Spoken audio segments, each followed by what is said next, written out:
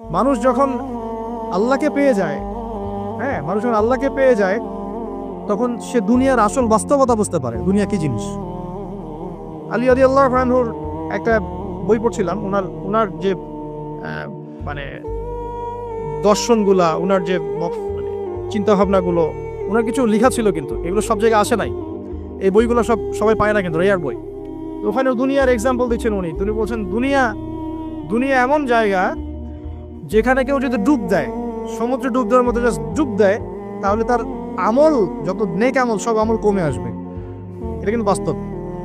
দুনিয়াতে ডুব দিবেন আপনি, দেখবেন আপনার নেক আমলগুলো কমে আসতেছে। তিনি বলছেন দুনিয়া হচ্ছে সাপের মতো। কেমন?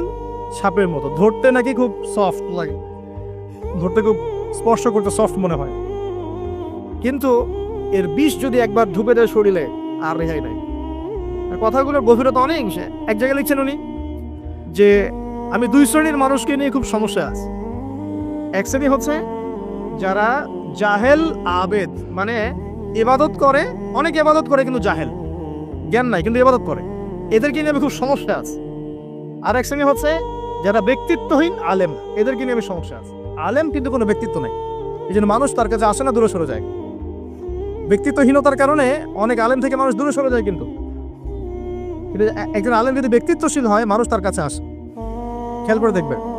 তো উনি বলছেন আমি এই দুই শ্রেণীর মানুষকে নিয়ে সমস্যা আছে, আর পড়তে শুরু করলে মনে হয় যে পড়তেই থাকে।